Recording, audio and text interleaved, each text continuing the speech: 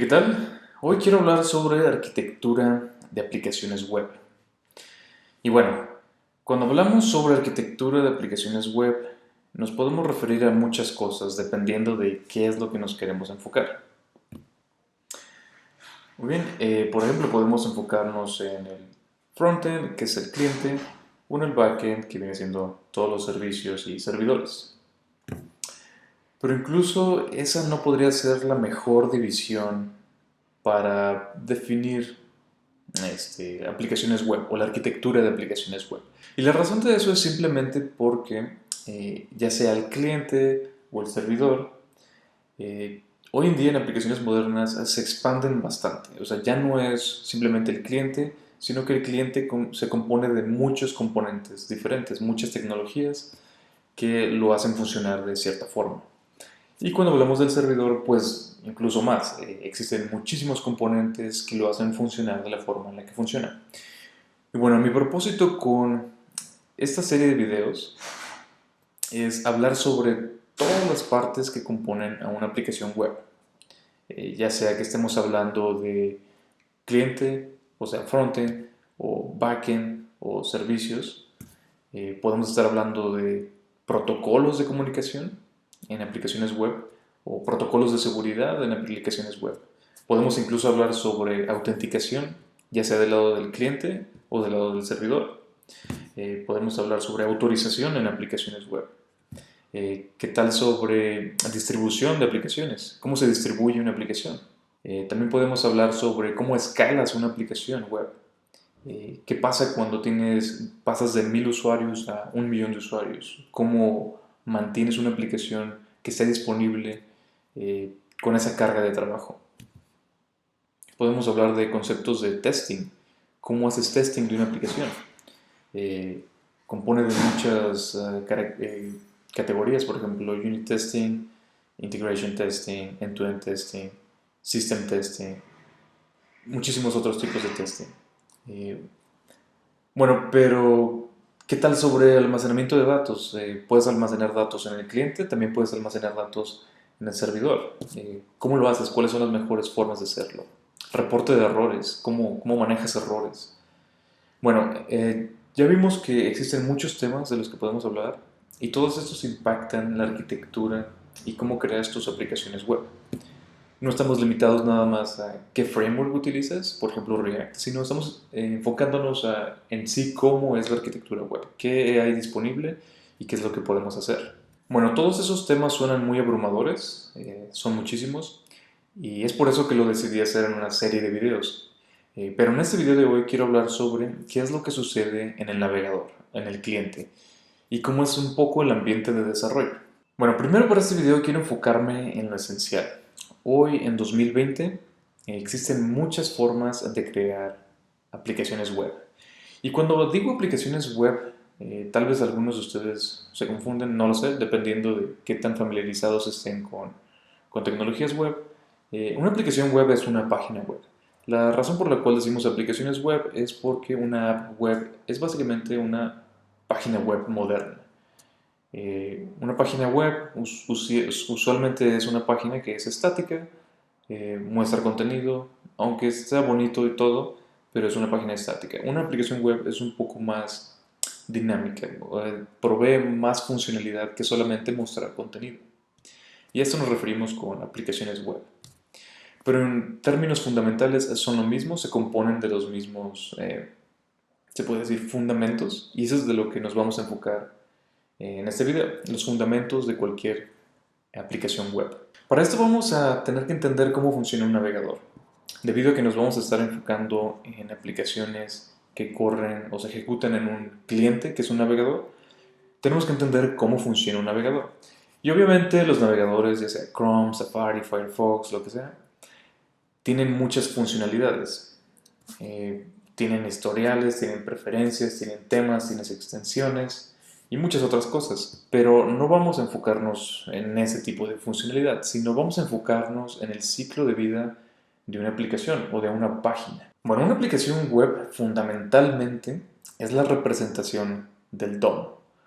Y estoy seguro que todos ustedes ya saben lo que es el DOM. Y pues los que no, pues debería hacer un video para explicarlo, pero en esencia es un documento que tiene recursos que representan la página web. Y por recursos me refiero a HTML, JavaScript, hojas de estilo por CSS y otros recursos multimedia como imágenes, videos, fuentes y otras cosas. Todos estos recursos que acabamos de mencionar componen una página web y están descritos por medio del DOM. Muy bien, ya sé que muchos de ustedes ya entienden estos fundamentos de que todas las páginas se ejecutan en HTML, JavaScript, CSS y esas cosas, pero es importante entenderlo porque no me quiero enfocar tanto en una tecnología en específico, quiero enfocarme en sí, en cómo llegamos a estos recursos que tenemos. Porque hoy en día, en 2020, si estás apenas aprendiendo, es muy probable que aprendas con una librería o un framework ya avanzado que te está abstrayendo mucho de estos fundamentos esenciales. Bien, entonces mi propósito aquí es enseñarte cómo utilizas esas tecnologías para llegar a estos fundamentos, a este HTML, JavaScript, CSS. No solo eso, sino que es mucho más fácil entender una aplicación web o la arquitectura de una aplicación web por medio de estos recursos. Podemos analizar cada recurso y cómo es que existen herramientas y tecnologías que nos permiten trabajar con esos recursos. Por ejemplo, tal vez han escuchado, si utilizan React, han escuchado de JSX, que es una forma de escribir un tipo de HTML dentro de JavaScript. Pero bueno, tal vez si eres nuevo, tal vez no entiendes exactamente cómo es que esto es posible. Y bueno, pues vamos a ver cuál es el proceso necesario para hacer eso. O tal vez has escuchado que existe TypeScript, que es algún lenguaje que te permite también escribir páginas web. Tal vez has escuchado también sobre preprocesadores de CSS. Sabes que existe CSS, pero tal vez has escuchado Sass o Less. O tal vez has escuchado algo como Style Components o CSS en JavaScript. Y algunos de esos conceptos más modernos que tal vez no te queda muy claro cómo es posible o cómo es que una aplicación web utiliza estos recursos. Pues vamos a estar viendo eso a detalle, qué tecnologías nos permiten trabajar con todos esos lenguajes o tecnologías o herramientas. Muy bien, adicionalmente a esto tal vez te preguntas qué son todas estas herramientas y archivos o dependencias que existen en tu proyecto. Por ejemplo, has escuchado que tus proyectos tienen ESLint o tienen Prettier o tienen archivos de configuración, por ejemplo, de Jenkins o de Docker o tienen archivos para configurar tu editor de texto. Y todo esto usualmente está configurado dentro de un proyecto y no siempre entiendes cómo es que todas estas partes funcionan todas juntas en armonía. Bueno, lo primero que quiero que quede claro en este video es que existe tu proyecto con tu código fuente, pero adicionalmente existe tu código de distribución. ¿Ok? Y van a ser diferentes, totalmente diferentes. Tu código fuente y tu proyecto debe estar estructurado de cierta forma que te permita a ti, al desarrollador, escribir código rápido, eficiente y simplemente con una buena experiencia. O sea, que no te estreses estar escribiendo código.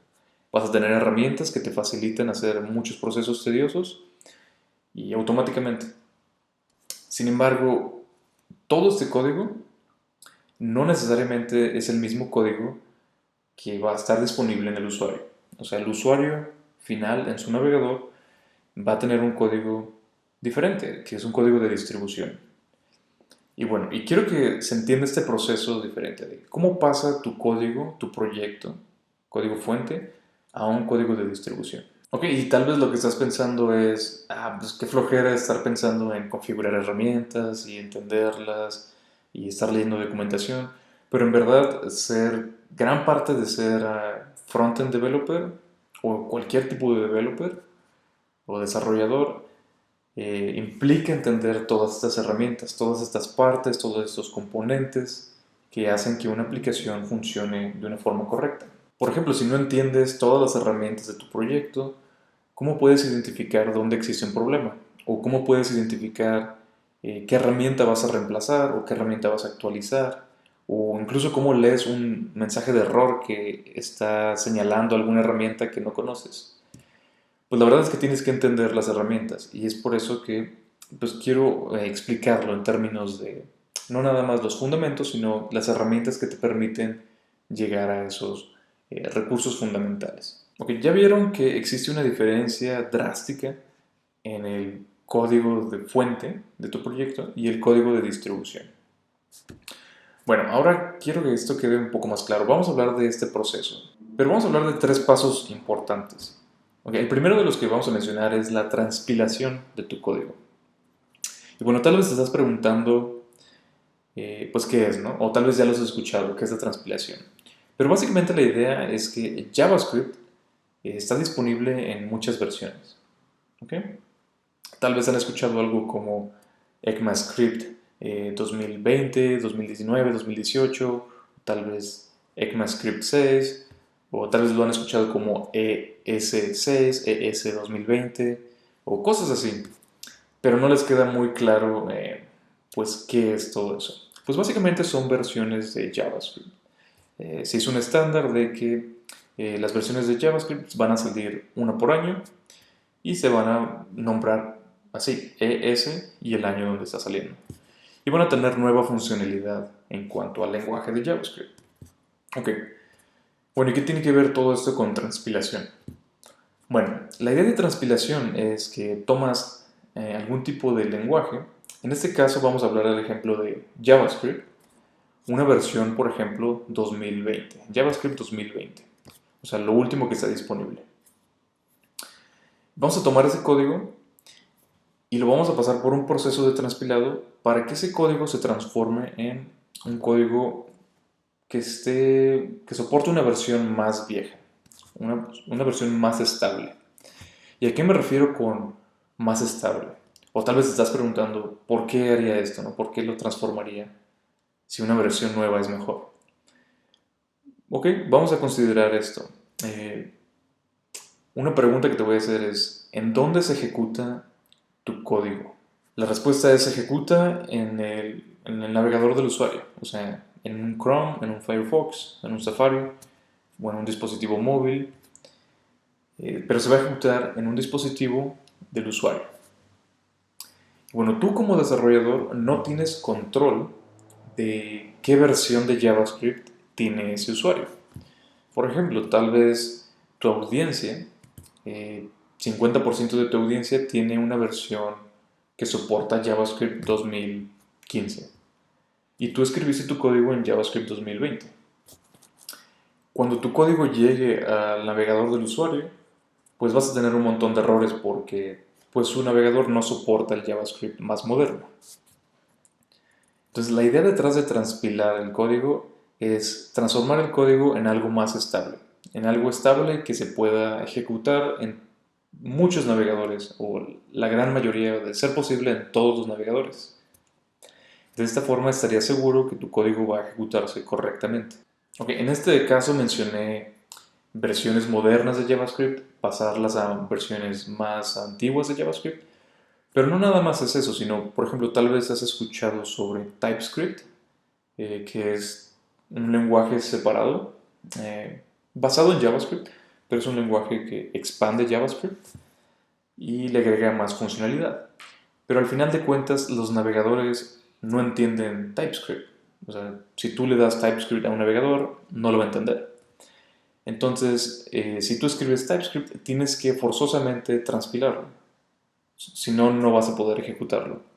Entonces, transpilas tu código TypeScript y lo pasas a JavaScript estable. Y obviamente existen otros lenguajes que se transpilan o compilan a JavaScript, pero pues no tiene caso mencionarlos todos. Pueden buscarlos en internet y van a encontrar una lista amplia de todos los lenguajes. Pero este proceso se le llama transpilación.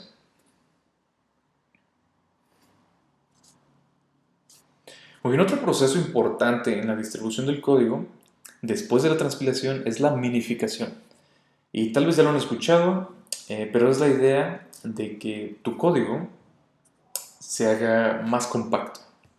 Tal vez han visto su código fuente ya transpilado, digamos son 1000 líneas de código y no sé, tiene 1 megabyte en espacio, ¿no? En disco. Entonces, vamos a minificarlo. Y tal vez se están preguntando, ¿para qué minificarlo? Para qué minificarlo? Eh, Muchas personas pensarían que es para ofuscar el código, o sea, para que no sea legible y que otros no puedan robarse tu código o examinarlo o utilizarlo. Y aunque sí es verdad, eso sucede, no creo que sea la característica número uno, o al menos no creo que sea la característica que todo el mundo está buscando con minificar el código. En mi opinión, la característica número uno es optimización.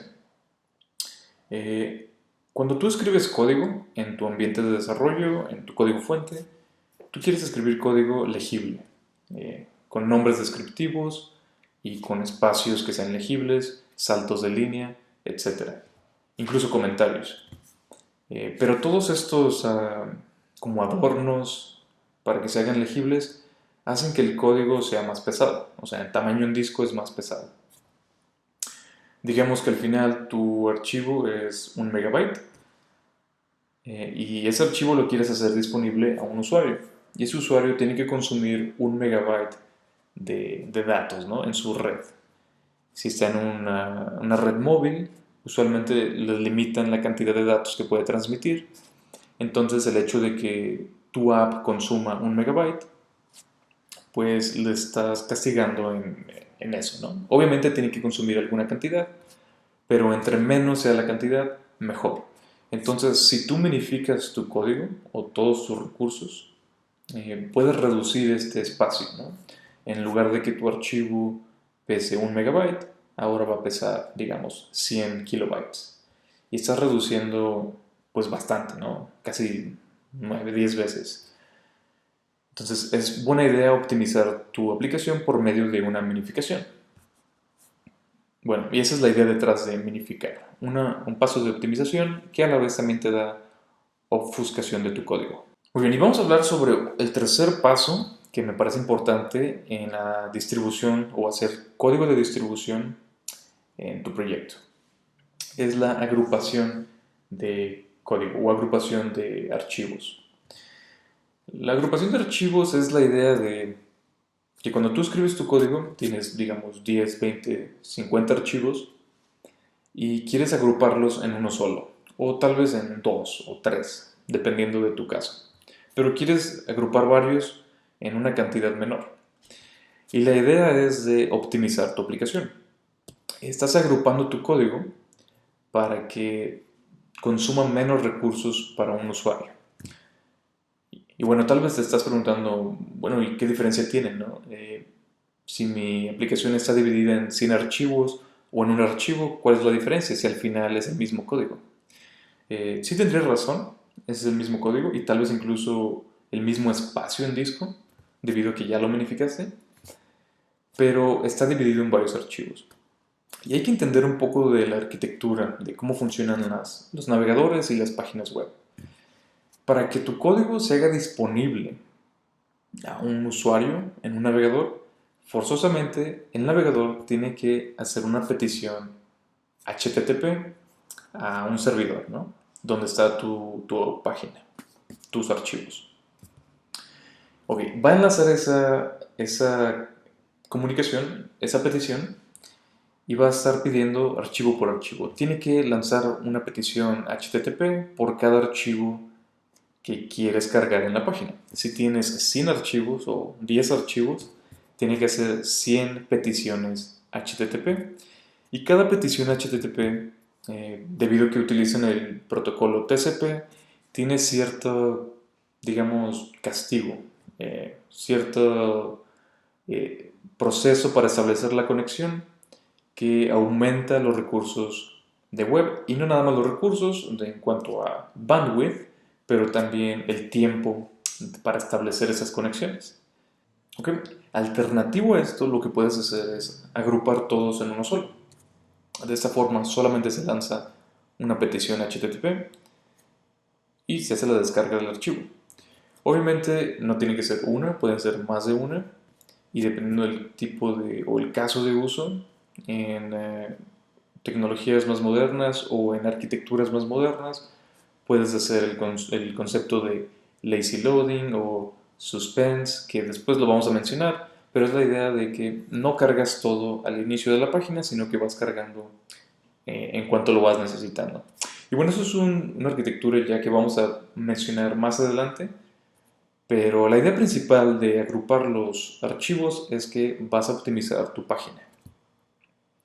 Y bueno, por algunos de ustedes que tal vez han escuchado hablar sobre HTTP 2.0, tal vez han escuchado también sobre la funcionalidad que permite de server push, que es la idea de que compartes una sola conexión HTTP y por medio de esa conexión el servidor te puede mandar archivos.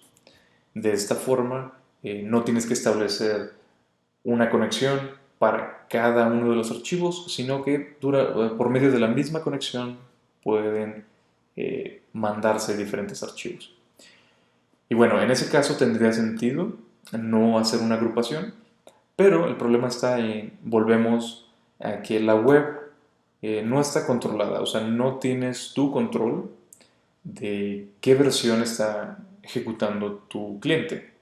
Tu usuario puede tener un navegador viejo que no soporta HTTP 2.0 y debido a que no lo soporta, pues no vas a poder beneficiarte de esa funcionalidad de server push, sino que va a tener que descargar sin archivos. Entonces, creo que esta es una cuestión de adopción de esa tecnología. Tal vez años en el futuro esto de agrupación ya no tenga sentido debido a que todo el mundo va a estar en HTTP 2.0, pero por el momento creo que agrupación tiene sentido. Muy bien, ya que entendemos más o menos cómo funciona este proceso de distribución de código, cómo preparas tu código para que esté listo para la distribución, tal vez es buen tiempo para hablar de alguna de las herramientas que están disponibles y que probablemente ya las hayas escuchado para hacer todo este proceso. Ok, vamos a empezar con algunas comunes.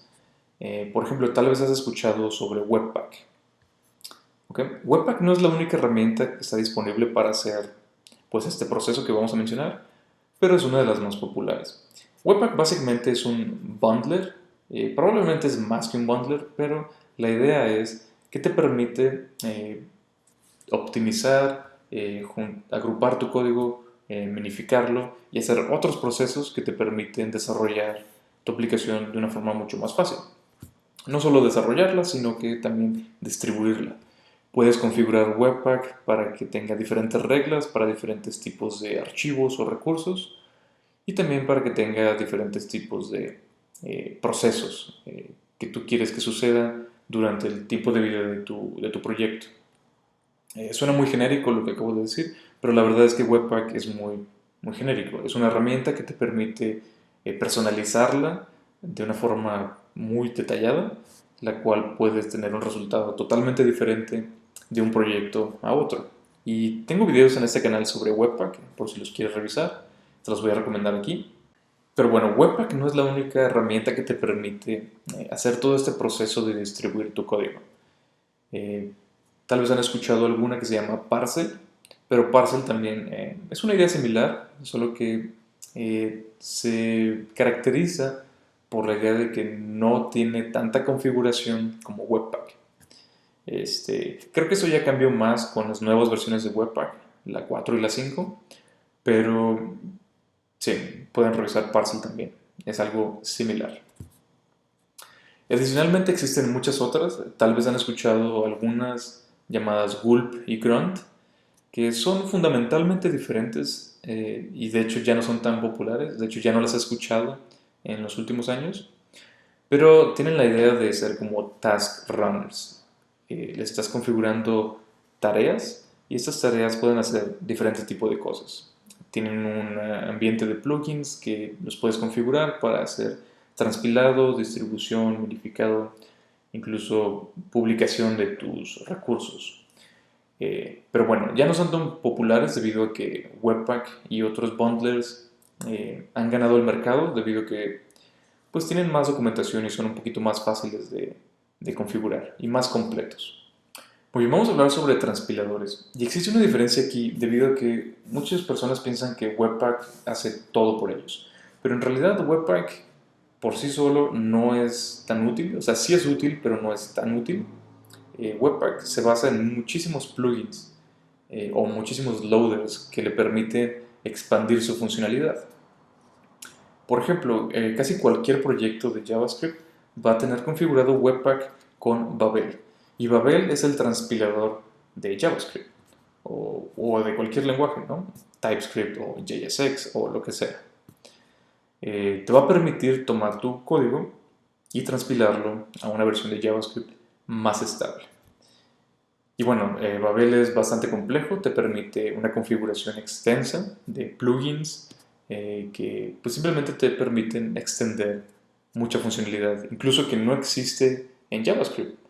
Puedes crear tu propio plugin que te permite escribir sintaxis que no es oficialmente soportada por JavaScript, pero debido a que tú escribes un plugin, puedes soportarla.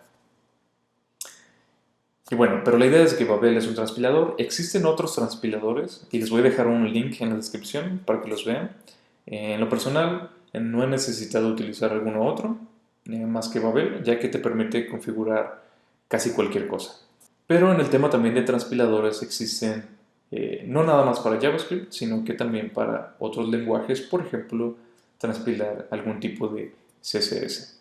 Usualmente se conocen como preprocesadores de CSS y son como por ejemplo Sass y Less, son lenguajes que extienden CSS para agregar nueva funcionalidad al lenguaje.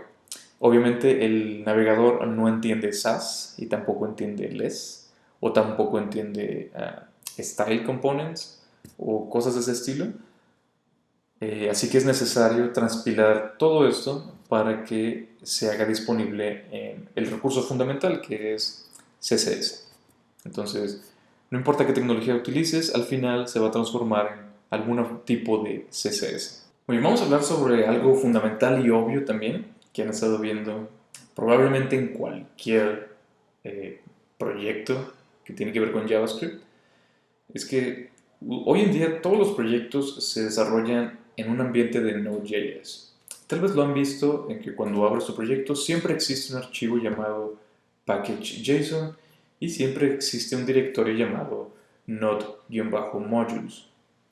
Y bueno, probablemente muchos de ustedes ya tienen una idea de qué es esto, pero la idea es de que estos módulos se crean por medio de una herramienta llamada npm, o incluso los puedes crear por otra herramienta que se llama Yarn, pero en este caso vamos a enfocarnos en el módulo en sí. Ok, bueno, vamos a comenzar con los elementos fundamentales. Tenemos package.json, tenemos package-lock, tenemos node modules, tenemos npm. Y bueno, ¿qué es todo esto? Bueno, en aplicaciones modernas de JavaScript necesitas un ambiente de desarrollo. Y ese ambiente de desarrollo es Node.js, que es básicamente la idea de correr JavaScript en el servidor. Y la idea de correr JavaScript en el servidor te permite automatizar ciertos procesos. Por ejemplo, quieres hacer testing de tu aplicación, lo haces localmente en Node.js. No lo tienes que hacer, o sea, lo puedes hacer, pero no lo tienes que hacer en un navegador. Okay. O tal vez quieres automatizar algún otro proceso y tienes un script que corre en Node.js y lo corres localmente. Okay. Obviamente tu aplicación se va a distribuir a un navegador, pero mientras tienes tu ambiente de desarrollo, todo se va a ejecutar en Node.js. Ok, ya que entendemos que el ambiente es Node.js, vamos a ver estos otros elementos. Por ejemplo, ¿qué es npm? Bueno, npm es un manejador o administrador de dependencias en JavaScript.